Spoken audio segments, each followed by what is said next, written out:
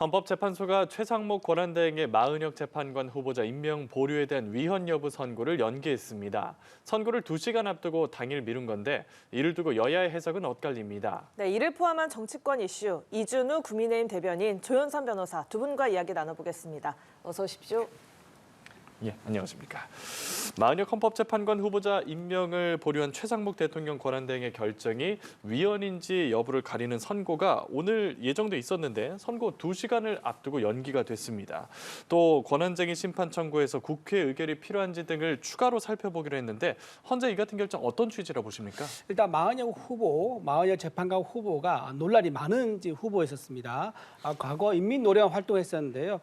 지하 혁명 조직이라고 알려져 있죠. 인민노래원에서 핵심으로 활동을 했었습니다. 그리고 한국노동당 창당을 추진할 수도 했었고요. 진보정당에서 추진위원회 정책국장을 했었습니다. 이런 걸어온 길을 보면 사회주의 혁명가의 길을 걸어왔었는데 지금 헌재에 와서 대한민국 헌법을 수호하는 길을 가겠다고 하니 논란이 될 수밖에 없었던 겁니다. 그런데 이런 과정에서 국회에서 선출권을 통해서 헌법재판관 후보로 추천을 했습니다. 하지만 그 과정에서 과연 151명이냐 200명이냐 논란이 있었었고요. 거기에 대해서 최상목 권한대행이 임명하지 않으니까 여기에 대해서 심리를 열었는데 심리가 고작 1시간 반밖에 열지 않았었습니다. 그래서 최 대행이 변론을 해달라. 내가 그 과정에서 어떤 문제가 있었는지 입증할 수 있는 기회를 달라고 했는데 그걸 기각시켜 버렸었거든요. 그런데 뒤늦게 와서 선고하기 3일 전에 오후에 자료를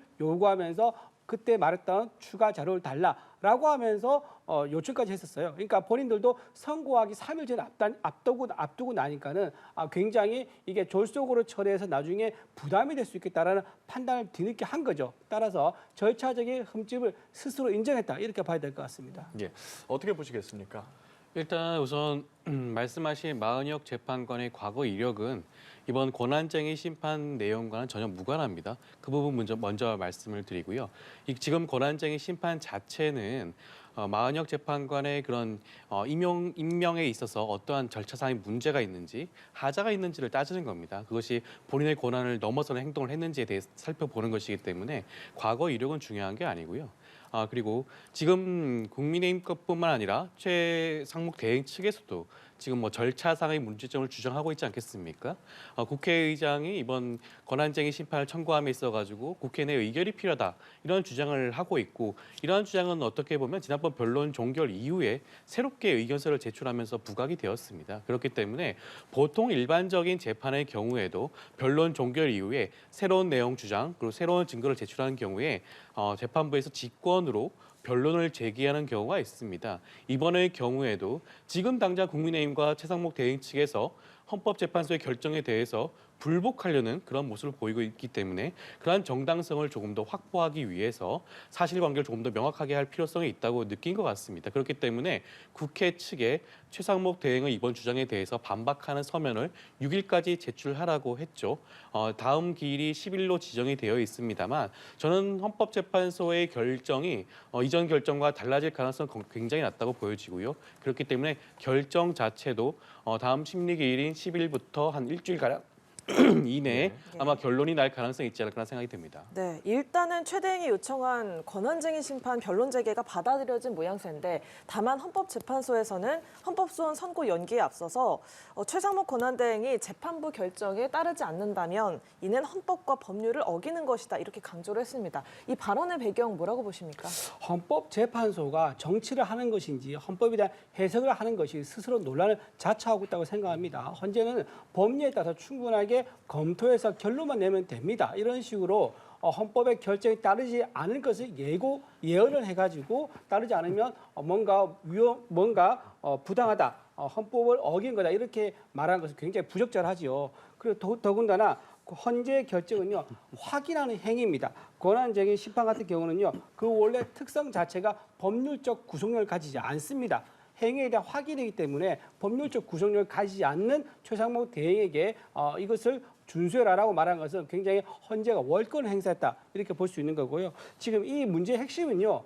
국회가 가진 선출권과 대통령이 가진 임명권 중에서 어느 게 더 우선하느냐 이게 핵심이거든요. 근데 국회에서 선출했다고 해서 대통령이 반드시 임명해야 되는 것은 아닙니다. 헌재법 111조 2항에 따르면 구인의 헌법재판관은 대통령이 임명한다라고 명확하게 나와 있습니다. 이게 무슨 말이냐면 국회에서 선출했다 하더라도 대통령이 임명하지 않으면 그 막을 방법이 없다는 얘기거든요. 이렇게 명확하게 나와 있는데도 불구하고 한덕수 권한대행은 이것을 지켜왔는데 최대행이 이 두 명을 먼저 임명한 것에 대해서는 굉장히 부적절하다. 따라서 지금 이 상황에 대해서도 최대행이 임명하지 않는 것에 대해서는 정당하다. 그렇게 봐야 되겠죠. 예, 뭐 마찬가지로 헌재가 내놓은 입장 어떻게 들으셨는지, 그리고 만약에 인용 결정이 나온다면 최대행이 임명을 하겠습니까? 일단 헌재가 이와 같은 그런 입장을 발표할 필요가 사실은 없죠. 헌법재판소는 각종 위헌 여부를 판단하는 최종적인 기관입니다. 헌재가 결정하게 되면 헌법 교과서에 나와 있어요. 헌재 결정의 기속력이라고 나와 있습니다.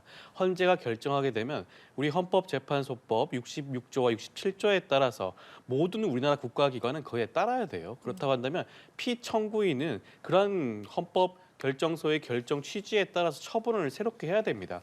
만약에 이것이 부인된다면 각종 소송, 뭐 예를 들면 행정소송의 경우에도 행정법원이 아무리 결정을 판단을 해봤자 행정청들이 그를 따르지 않겠죠. 그렇기 때문에 우리가 기속력이 있다라고 하는 겁니다. 그럼에도 불구하고 이런 입장을 밝히는 것 자체가 굉장히 지금 상황이 위험하다라는 거죠. 최상목 대행과 국민의힘 일각에서는 이번 결정에 대해서 뭐 임명을 하지 마라. 그 절차를 따르지 마라 이렇게 부추기고 있지 않겠습니까? 이것 자체가 굉장히 위험하다고 생각이 들고요. 그렇기 때문에 민주당 입장에서는 어쩔 수 없이 결단을 내릴 수밖에 없는 그런 시점이 올 수가 있을 겁니다. 만약에 최상목 권한대행이 권한쟁의 심판 결정을 따르지 않는 임명하지 않는 그런 행위를 했을 경우에는 이것은 그 자체가 위헌한 행위죠. 위법한 행위이기 때문에 당연히 탄핵 사유입니다. 그렇기 때문에 이런 부분에 있어서 어쩔 수 없이 민주당이 결단을 내릴 수밖에 없는 상황을 초래하지 않도록 최상목 권한대행은 헌법과 법률의 질서에 맞게 그에 응하는 결정을 해야 되지 않을까 생각이 듭니다. 예, 헌재 입장에 여야의 반응은 달랐습니다. 우선 여당은 헌재가 절차적 흠결을 자인한 거라고 해석을 했네요. 네, 그렇죠. 헌재가 아까 좀 전에 말씀드린 것처럼 너무 서두릅니다. 이제 그 마은영 재판 후보 같은 경우는 한 달 만에 결론을 내려고 하고 있는 거고요. 예. 지난번에 이상민 행안부 장관 같은 경우는 6개월 꽉 채워서 결론을 냈습니다. 그리고 검사들에 대해서도요. 어느 검사에 대해서는 150일을 넘겼고요. 어떤 검사는 170일을 넘겨서 기각 결정을 내렸습니다. 이렇게 헌재가 결정을 내릴 때 어떤 때는 한 달 만에 결정을 내리고 어떤 때는 9개월 만에 결정을 내리는 거. 이 기준이 도대체 뭔지 헌재는 그걸 밝히지 않고 있습니다. 이렇게 굉장히 정치적으로 판단에 따라서 속도를 늘렸다 줄였다는 것은 스스로 논란을 자초하는 정치적 행위를 하고 있는 기관이다라고 밖에 해석할 수 없으면서 그다음 특히 문현배 재판관 있지 않습니까? 예. 그분 재판관이 스스로 SNS에다가 글을 썼습니다. 최적의 결론보다 때로는 결정의 시기가 더 중요하다. 그런데 재판받는 사람 입장에서 보면요. 그 재판관이 나에 대해서 법리와 증거에 따라서 공정하게 재판할 거라고 믿으니까 그 재판에 임한 거 아니겠습니까? 그런데 공정한 재판보다는 빨리 재판하겠다라고 말하는 재판관이 있다면 그 재판을 받겠습니까? 못 받죠. 왜냐하면 속도가 빨라야 되니까 공정하게 하는 게 날림이나 조수로 밖에 갈 수밖에 없는 거 아니겠습니까? 이런 부분들을 스스로 헌재가 자초를 계속하고 있다 말씀드립니다. 예, 민주당 의견은 다릅니다. 헌재 흔들기를 멈추라고 지적을 했군요. 지금 헌법재판소가 앞으로 다뤄야 될 결정이 굉장히 많습니다. 특히 윤석열 대통령에 대한 탄핵 결정은 굉장히 중요한 결정이죠. 그렇다고 한다면 헌법재판관 구성 자체를 9명으로 이룬 다음에 진행을 할 필요성이 분명히 있습니다. 그렇기 때문에 마은혁 재판관의 권한쟁의 심판 결정에 대해서 조속히 결론을 내리려는 것으로 보여지고요. 그것 자체가 저는 전혀 무리라는 생각은 들지가 않습니다. 그리고 이번 권한쟁의 심판 자체가 1회 변론기일로 종결된 이유는 그만큼 이 사안이 굉장히 간명하기 때문입니다. 과연 대통령 권한 대행이 국회가 지명한 후보자에 대해서 그런 단순한 행정적 절차에 불과한 임명을 하지 않을 수가 있는 것에 대한 판단만 하면 되는 것입니다.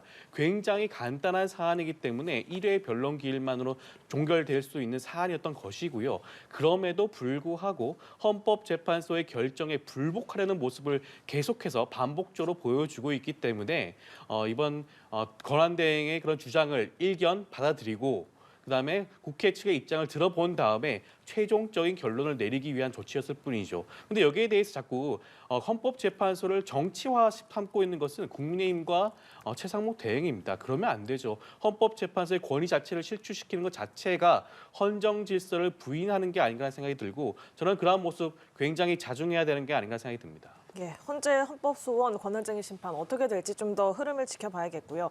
자, 한편 내일은 탄핵심판 5차 변론 기일이 열립니다. 여기에 이진우 전 사령관, 여인영 전 사령관, 홍장원 전 국정원 1차장, 국회가 신청한 이 3명이 증인으로 출석을 하는데요. 이 증인들이 앞서서 했던 진술들이 있지 않습니까? 윤 대통령 측의 진술과 상당히 엇갈린 부분이 많아서 좀 진실 공방이 예상되고 있는데 윤 대통령 측에서 어떻게 대응을 할까요? 아마 초기 진술에 대해서요. 그때 이제 논란도 있었고 말 바꾸기도 있었고 모순도 있었습니다. 아마 그런 부분을 집중적으로 물으면서 아마 이제 말이 맞지 않는 것들, 팩트가 아닌 것들을 쏟아내는 그런 변론을 펼 것 같아요. 예를 들면요, 홍장원 국정원 1차장 같은 경우는 진술 번복이 있었습니다. 이때 대통령의 지시가 있었느냐라고 대해서 첫 번째 이렇게 얘기합니다. 대통령이 한동훈 대표를 체포하라는 지시가 있었다고 말을 했는데 그 다음 날에는 그런 지시가 있었다고 말을 하지 않습니다. 어떻게 하냐면은 명단을 방첩 사령관이 알려줬다라고 하면서 처음 진술과 전혀 다른 얘기를 합니다. 두 번째로 그러면 체포 지시에 대한 어떤 국정원장의 보고가 언제였느냐 이것도요 당일날 그 국정원에서 정무적 회의할 때 그런 보고가 있었다고 했는데 나중에 그날 오후에 국조 특위할 때 그날 오후에 말을 바꿔서 그날 회의 때 있었던 게 아니라 회의 끝나고 했다라고 또 말을 바꿔요. 이런 식으로 물어볼 때마다 말이 달라진다 그러면 어느 게 사실인지 그거는 따져봐야 되는 거 아니겠습니까? 그래서 더군다나 대통령이 현재 가지고 있는 게 반론권입니다. 반대 신문권입니다. 반대 신문권을 통해서 본인에게 불리하게 진술한 것에 대해서 사실관계를 따지고 직접주의와 공판주의 원칙에 따라서 하나하나 사실관계 따져나가는 그런 전략을 펼 것으로 보입니다. 예, 반대 신문권을 활용할 것이다라고 예측을 좀 해주셨는데 일단 뭐 체포 지시와 관련해서 의원, 요원 이런 이야기도 좀 있고요. 어떻게 대응을 하겠습니까? 일단 지금 내일 증인으로 나오는 3명의 경우에는 이미 국회 조사와 그다음에 검찰 조사를 통해서 이미 다수의 진술이 나와 있는 상태입니다. 이미 공소장에도 적시가 되어 있는 부분들이 많죠. 지금 이진우 수방사령관의 경우에는 윤석열 대통령으로부터 직접 지시를 받았다고 했어요. 네. 4명이 한조가 되어서 끌어내라. 뭐 문을 부수고 들어가서 끌어내라. 이런 지시를 받았다고 진술을 했죠. 그다음에 방첩사령관도 마찬가지입니다. 선관위 전산자를 확보해라. 지시받았다고 했고요. 체포조 가동해라. 라는 지시를 받았다고 했습니다. 홍장원 차장의 경우에는 이러한 진술을 역시나 방첩 사령관으로부터 전해 들었다고 했죠. 물론 윤석열 대통령으로부터 똑같은 지시를 받았다고 진술을 했습니다. 그렇기 때문에 이번 증인신문 굉장히 중요하다고 볼 수 있는 게 그전 진술의 경우에는 일방적인 진술이었죠. 앞서 말씀하신 것처럼 이번에는 반대 신문이 보장되어 있습니다. 지금 국회 측 증인이기 때문에 국회에서 먼저 증인신문을 하게 되고 그다음에 윤석열 대통령 측에서 반대 신문을 하게 될 겁니다. 증인신문과 주신문과 반대 신문이 보장되어 있기 때문에 이러한 증인신문의 경우에는 굉장히 신빙성을 담보할 수가 있는 것이죠. 그렇기 때문에 과연 윤석열 대통령 측에서 일관되게 진술을 하고 있는 이 증인들에 대해서 어떻게 반박할 수 있는 질문을 할 수 있는 것인지 그 부분이 굉장히 중요하게 여겨질 것으로 보여지는데요. 글쎄요, 저는 이 증인들이 이미 공소장에 적시되어 있기까지 한 내용을 번복할 가능성은 거의 없다고 보여지고요. 아마 윤석열 대통령과 아마 입장 차이가 명확하게 드러나는 그런 자리가 되지 않을까 생각이 듭니다. 예. 제가 조금 죄송하지만 보충설명을 드리면 여기서 예. 지금 중요한 게 김용현 전 국방장관 같아요. 왜냐하면 김용현 국방장관이 대통령이 전체적으로 계엄에 대해서는 승인을 했지만 계엄의 실행에 대해서는 국방부 장관한테 전적으로 일임했을 가능성이 있습니다. 그러면 국방부 장관은 계엄을 시행을 할 때 본인에 대한 명령보다는 좀 더 권위 있는 대통령의 지시라고 해서 지휘를 해야지 이게 지휘가 일사분란하게 움직일 거라 생각했기 때문에 본인이 좀 과장하거나 또는 살을 더 보태서 대통령이 이러이러한 지시를 했다라고 해서 지휘 체계가 내려갔다 그러면 이거 완전히 다른 문제가 되기 때문에 이거는 면밀히 따져봐야 되는 문제다. 단순히 그렇게 전해들었다라고 해서 그 사실로 따질 수는 없다. 이렇게 말씀드립니다. 예, 이 내용은 하실 말씀 좀 예, 있으시죠? 조금만 저도 보태서 말씀을 드리면 지금 각 사람관들의 진술은 윤석열 대통령부터 직접 진술을 들었다는 주장입니다. 그렇기 때문에 아마 재판부가 판단을 하겠죠. 증언이 엇갈릴 경우에는 누구의 진술이 더 신빙성이 있는지를 따질 수밖에 없습니다. 그런데 윤석열 대통령을 제외한 많은 사람들이 동일한 진술을 하고 있죠. 윤석열 대통령으로부터 직접 지시를 받았다라는 진술을 하고 있기 때문에 저는 아마 재판부 입장에서는 아마 현명한 판단을 할 수 있지 않을까라는 생각이 듭니다. 예, 내일 있을 5차 변론기일을 지켜봐야겠고요. 이 내용도 좀 여쭤보겠습니다. 오늘 국민의힘 지도부랑 윤 대통령 간의 면회가 있었는데 이 면회를 두고 당 내부에서도 일각에서 비판이 있었더라고요. 비판도 있었죠. 비판이 있었는데 비판보다는 오히려 더 공감하는 여론이 훨씬 더 많았던 것 같아요. 당 내부뿐만 아니라 우파 진영이라든가 국민 다수가 인간적인 차원에서 지금 구치소에 계신 현직 대통령을 면회를 가져 위로하고 걱정해 주는 것에 대해서 뭐가 문제가 되겠습니까? 만약에 꼭 중에서 뭔가 통치행위를 한다라고 하면 그 문제가 될 수 있겠죠. 지금 대통령의 직분이 권한이 정지된 상태이기 때문에 가서 건강을 묻고 안부를 묻고 가족의 안위에 전해주는 것 이런 것들은 문제될 거 없다 그렇게 봅니다. 예, 윤 대통령 민주당에 대한 비판도 있었습니다. 접견하신 분들이 일반적인 분들이 아니죠. 가족분들 아니잖아요. 당 지도부입니다. 비대위원장이고 원내대표 같은 분들이잖아요. 그런 분들이 사실상 공개적으로 접견을 했어요. 개인적인 신분이라고 간다고 한다면 구태여 공개적으로 갈 필요도 없고요. 기자회견을 할 필요도 없습니다. 그럼에도 불구하고 윤석열 대통령을 접견한 다음에 일방적으로 윤석열 대통령의 입장을 그대로 전달했어요. 사실상 메신저 역할을 한 겁니다. 윤석열 대통령 지금까지 이런 식으로 옥중 정치 앞으로 계속할 가능성이 높은데 이런 식으로 메시지를 던지다 보면 지난번 서부지법 폭동 사태와 같은 그런 유혈 사태 또 발생할 수 있습니다. 그렇기 때문에 굉장히 자제해야 됨에도 불구하고 국민의힘 당 지도부들이 사실상 메신저 역할을 자처한다는 거 저는 굉장히 위험하다고 보고요. 그리고 그 전해진 내용도 문제입니다. 헌법재판소를 비난하고 있고요. 그리고 야당을 상대로 독일 나치에 비유하고 있습니다. 이게 무슨 소리입니까? 지금 윤석열 대통령의 경우에는 다른 죄도 아니에요. 내란죄 수괴 혐의로 지금 피고인 신분으로 구속된 상태입니다. 그런 분이 어떻게 독일 나치를 야당에 비유할 수가 있겠습니까? 저는 이런 메신저 정치 굉장히 부적절하다고 보고요. 국민의힘 의원들도 자중해야 될 필요성이 있지 않을까 생각이 듭니다. 예, 야당 이야기 좀 짧게 하고 넘어가자면 임종석 전 비서실장, 김경수 전 지사, 비명계를 중심으로 이재명 일극 체제를 비판하는 목소리가 나오고 있는데요. 이 대표는 이에 대해서 작은 차이로 싸우는 일을 멈추고 총구는 밖으로 향했으면 한다. 이런 글을 올렸습니다. 민주당 내 갈등을 좀 봉합해야 하는 과제가 있는데 어떻게 보십니까? 글쎄요. 원론적으로는 통합과 화해 당연히 필요합니다. 민주당은 공당이기 때문에 여러 가지 목소리 당연히 나와야 되는 게 맞는 것이고요. 그렇지만 이재명 대표가 지적을 좀 하고 있는 부분 자체는 그러한 주장 자체가 과연 민주당을 위한 주장인가를 한번 살펴봐야 된다는 겁니다.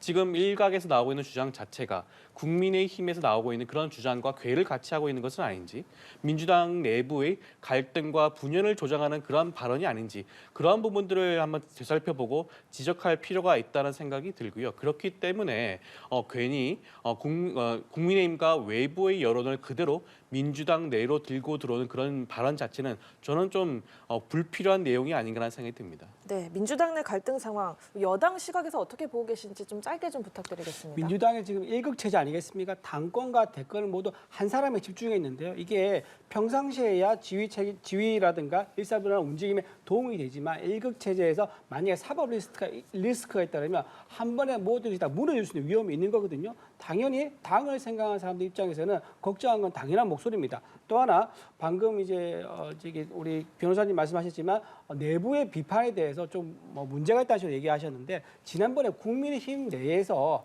내부의 비판 그리고 총구가 안으로 향하는 대해서 굉장히 잘한다, 응원한다 이런 입장이었단 말이에요. 근데 정작 본인 당에 대한 문제가 되니까 이래서 문제겠다라는 식으로 말씀하는 것은 굉장히 내로남불이 아닌가라는 것 좀 한번 말씀을 드리고요. 마지막으로 아까 그 비공개 면회를 갔어야 되는 거 아니냐라고 말씀하셨는데 오히려 비공개 면회를 하면 오히려 야당에서 뭐가 두려워서 몰래 가느냐 이런 식으로 아마 비판을 하고 프레임을 짰을 겁니다. 당당하게 대통령의 안위를 묻는 것에 대해서는 비난을 해서는 안 될 거라고 생각합니다. 예, 이런 가운데 개헌 논의가 점차 확산하는 분위기에 대한 의견은 어떠신지 여쭙고 싶은데 여야 나름의 입장들이 지금 나오고 있습니다. 어떻게 들으셨습니까? 지금 대통령의 어떤 조기 대선 이런 거는 저희는 전제하고 있지 않습니다. 하는 상태고 다만 개헌 논의에 대해서는 사실 DJ 정부 때부터 개헌 논의가 쭉 왔었거든요. 노무현 정부도 그랬었고요. 그래서 개헌 논의에 대해서는 현재 우리나라가 87년 이후에 지금 현재 5년 단임제로 하니까